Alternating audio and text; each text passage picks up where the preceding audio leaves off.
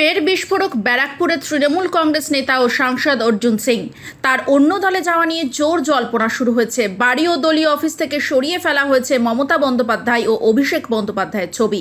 অর্জুন সিং এর কথায়, আমি তৃণমূলের কাছে আনওয়ান্টেড হয়ে গেছি, কিন্তু ব্যারাকপুরের মানুষের কাছে এখনো ওয়ান্টেড আছি। তিনি আক্ষেপের সুরে বলেন, 2001 সাল থেকে ব্যারাকপুর শিল্পাঞ্চলে তৃণমূল কংগ্রেসের হয়ে জনপ্রতিনিধিত্ব করছি। পুরনো তৃণমূল কর্মীদের আস্তে আস্তে বসিয়ে দেওয়া হচ্ছে। আমাকে মিথ্যে প্রতিশ্রুতি দিয়ে 1.5 বছর আগে আনা হয়েছে। এই 1.5 বছর আমার নষ্ট করেছে তৃণমূল। সভাপতি অর্জুন সিং এর এই মন্তব্য বিজেপিতে যাওয়ার পথকে প্রশস্ত করবে কিনা সেটাই এখন শুধু সময়ের অপেক্ষা। তো আমি কি বলবো, সেটা তো নিশ্চিতভাবে সরিয়ে দিয়েছেন উনি নিজেই, আমি ধরে সরালাম। কিন্তু আমার আমি তো গেছিলাম এমন ভাবে, আমাকে কি বলা যায়, বেইজ্জত করা হলো। তো এটা আমি আশা করিনি কি আমাকে এইভাবে বেইজ্জত করা হবে। আমি কি করেছিলাম? আমি তো বলেছিলাম ব্যারাকপুরকে চুজ করেছিলাম। এখানকার মানুষ আমাকে ভোট দিয়ে জিতিয়েছিল। আমি ব্যারাকপুরই শুধু চেয়েছিলাম, কারণ ব্যারাকপুরের মানুষকে আমি চিনি, ব্যারাকপুরের মানুষ আমাকে চিনি। আজকে হঠাৎ আপনি বলে দেবেন কি আমি অমুক জায়গা যাব, তমুক জায়গা যাব,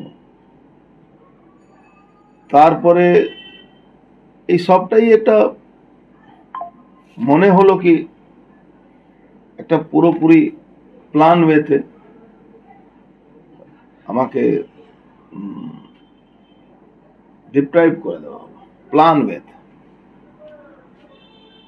দুদিন ধরে খুব শকটে ছিলাম, আজকে একটু ঘুমিয়েছি,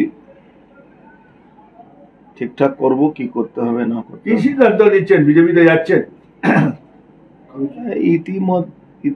মানে এই মুহূর্তে সিদ্ধান্তর কথা আমি নিশ্চিতভাবে আপনাদেরকে কোনো সিদ্ধান্ত নিলে জানাবো।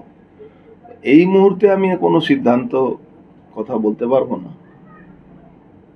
কিন্তু একটা জিনিস আছে কি,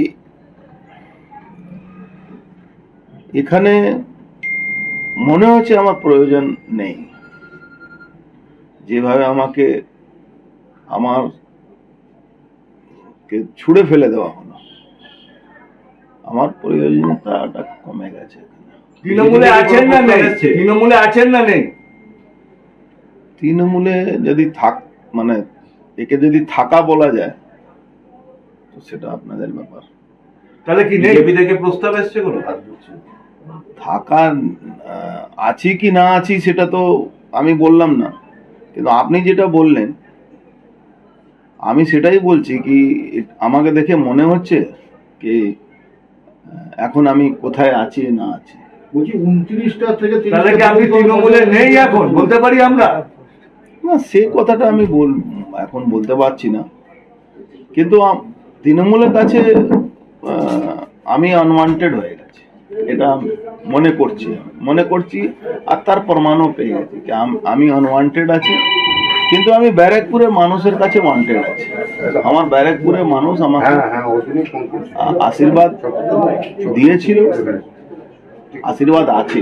একটা সময় আপনি তৃণমূল দলটাকে বিরোধী দলের মর্যাদা দিয়েছিলেন একটা আসন পেয়ে ভাটপাড়া থেকে, তো সেই বিরোধী দলের মর্যাদা এখন কি কথা পূর্ণ হচ্ছে? আপনি তো তৃণমূল দলে, আপনার মনে হচ্ছে কি, আপনার কি করে মনে হচ্ছে কি বিরোধী দলের মর্যাদা দিয়েছিলেন একটা সময় 2006? সেই গুরুত্বটা আছে।